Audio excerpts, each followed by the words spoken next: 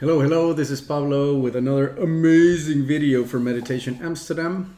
And in today's video, we're going to be talking about the normal view of fulfillment versus the Buddhist view of fulfillment, or how to live a more fulfilling life.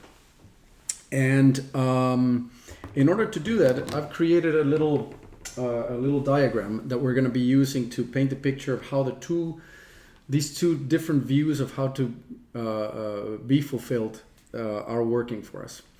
So it begins with these three different elements, which I call fulfillment, desire, and activity. For each of them, you have levels of those, and you have the dimension of time going towards the right hand side. So what it starts with is it starts with a certain level of fulfillment that you have in life, right? And I'm gonna paint that somewhere around here. And so I would describe this as a level at which all your basic needs are taken care of. So let's say that your health is more or less all right.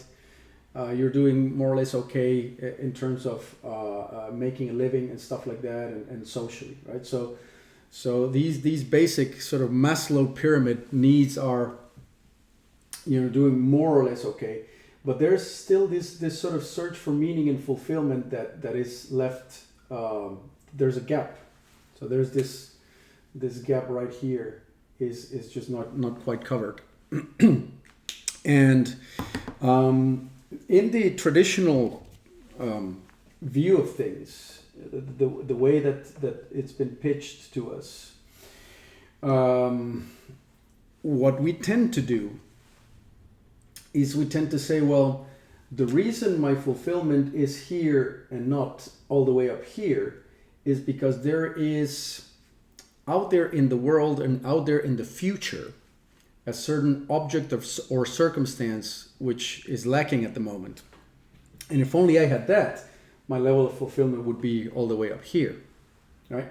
So I'm going to plot that in this chart under activity. And I'm going to plot a certain future here. And I'm going to name that object, right? So object of desire. And so the moment we plot a future, we have essentially created time in our mind. It's probably a popular notion now that time doesn't really exist. There's only the now. Everybody kind of knows that. And yet you feel trapped in time the moment you create an object for yourself in the future. So when you create that future, what then happens is desire, which may start, kind of at a certain point, it kind of goes up. All right, so the moment you plot yourself a better future, your levels of desire go up because you want to get that better future, right?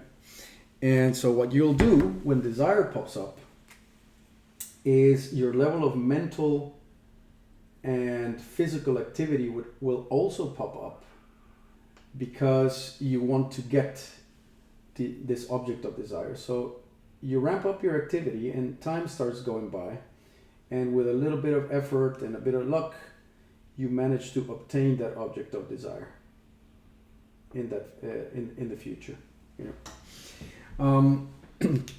And so far what you've experienced is you feel that you lack fulfillment. You look into the world and you project a future in which a certain object of desire is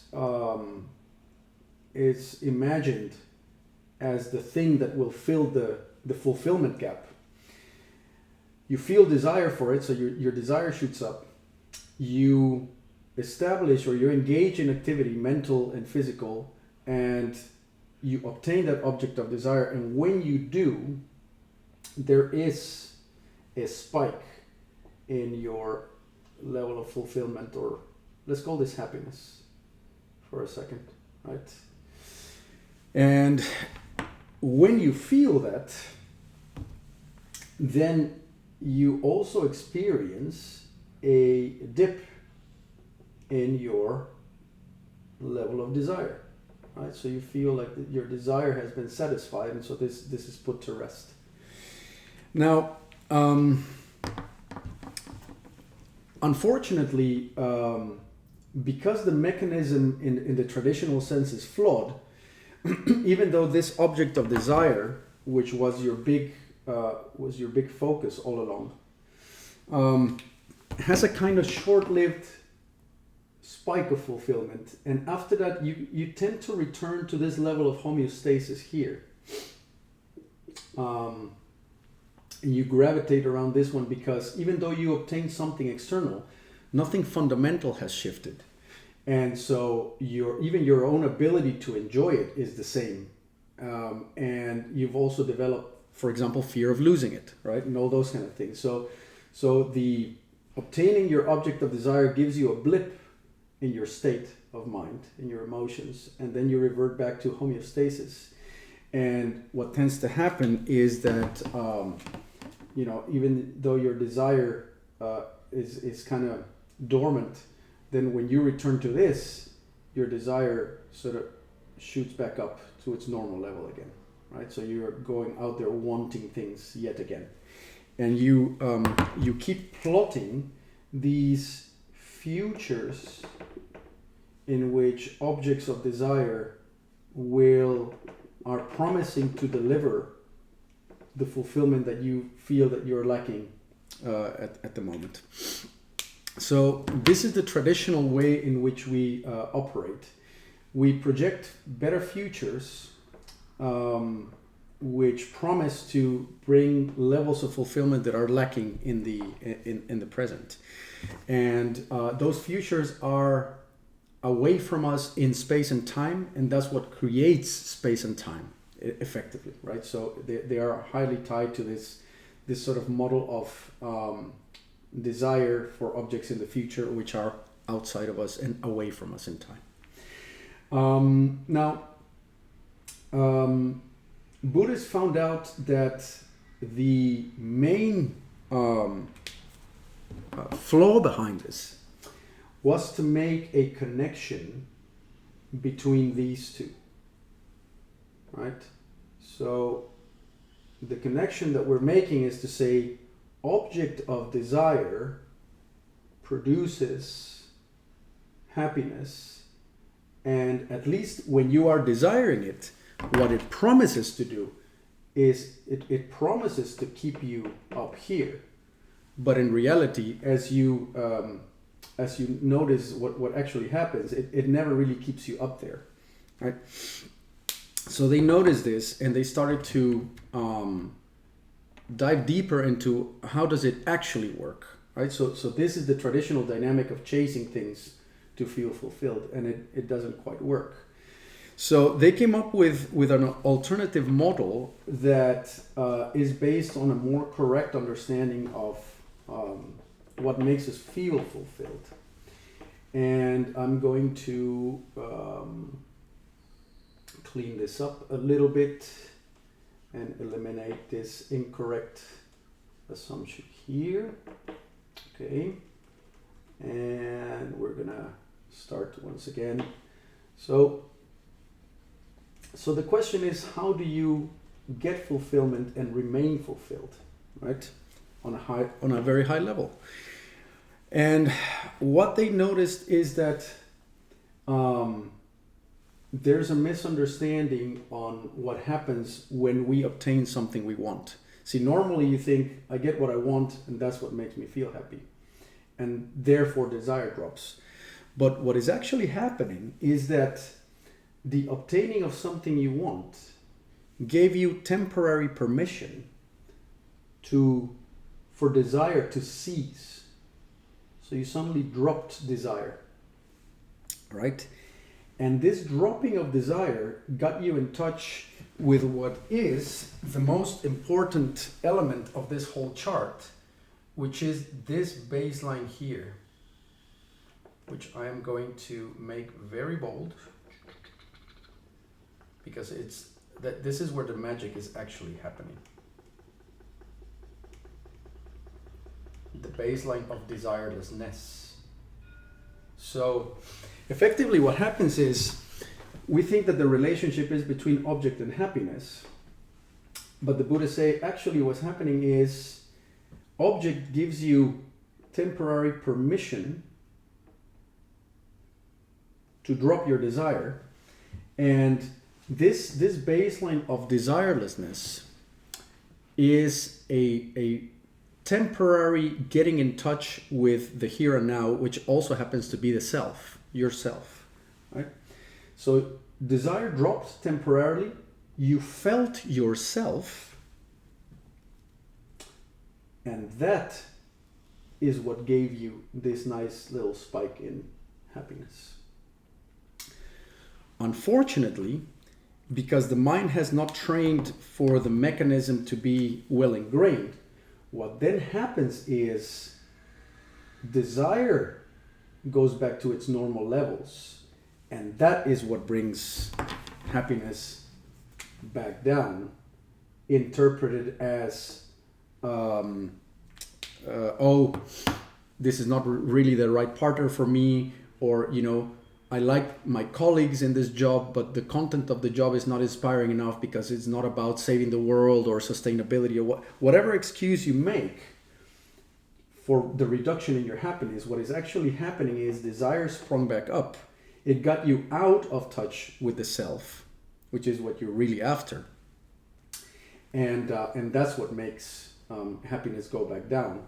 And then it makes you project another object of desire that promises to finally fulfill you.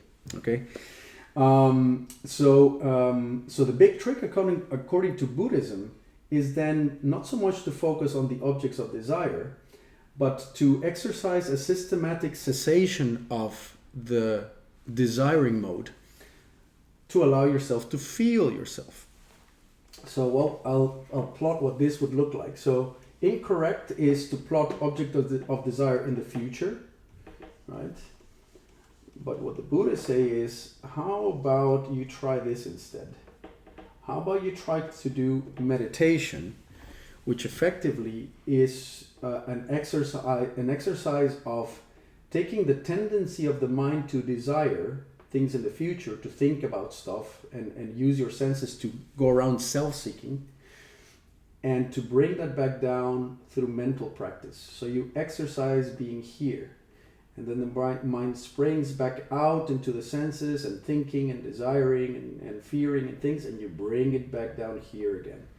And then the mind goes out and you bring it back, it goes out, you bring it back, and you systematically exercise the cessation of desire by exercising presence in the here and now.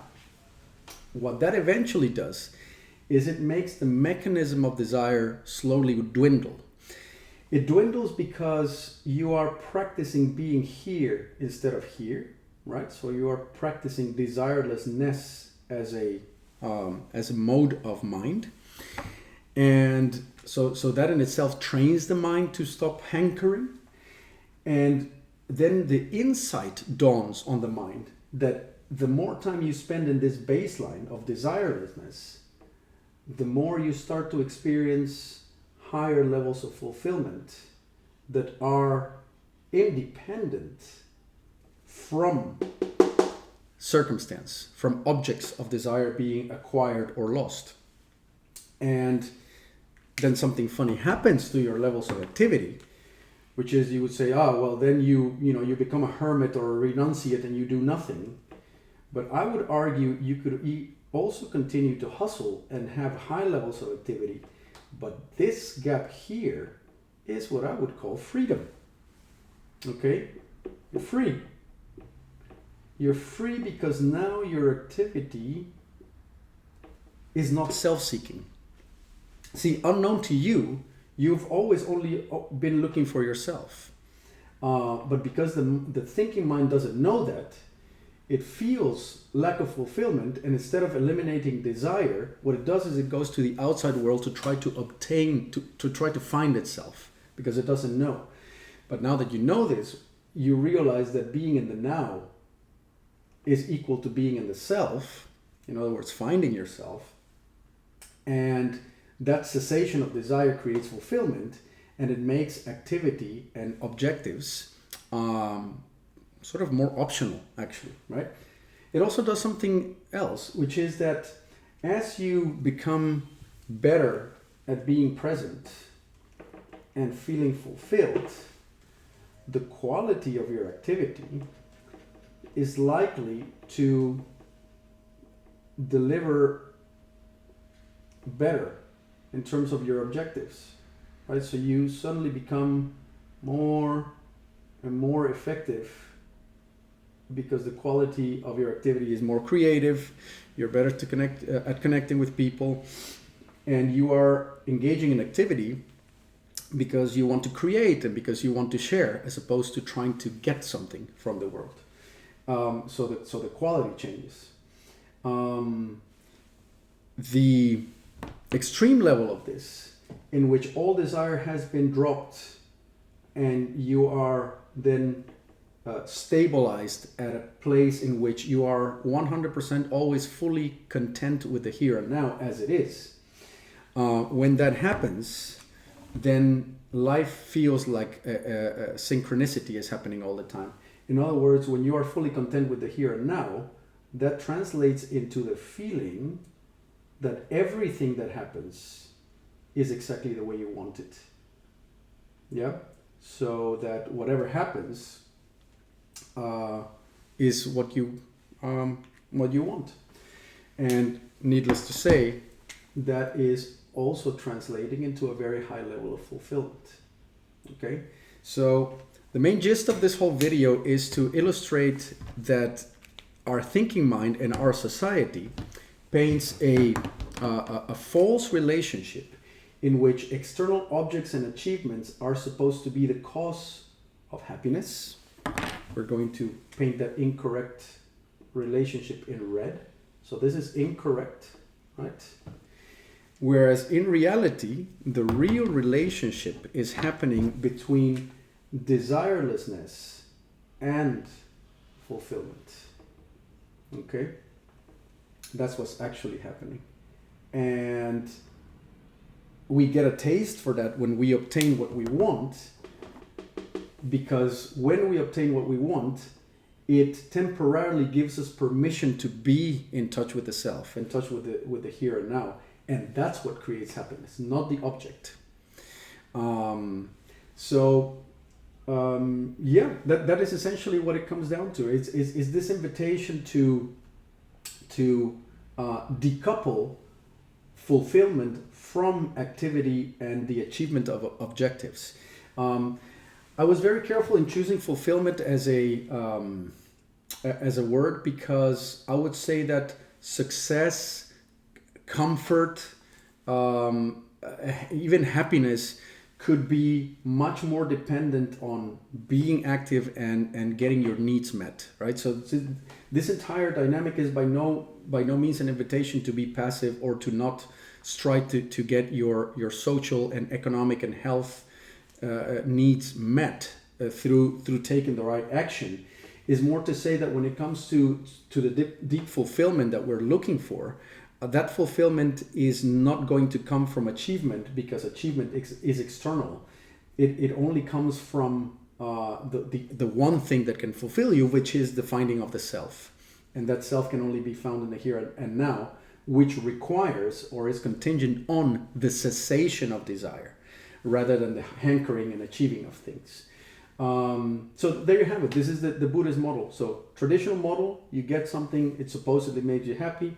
The Buddhist model is when desire ceases, your natural state of fulfillment can show itself. I hope that story makes sense. Believe it or not, this is the third time I make this video. I didn't like the two previous iterations. Hopefully I feel like I nailed this one. If you have any questions or comments, do leave them in the comment box here on YouTube, and I'll be back with more cool info. Cheerio.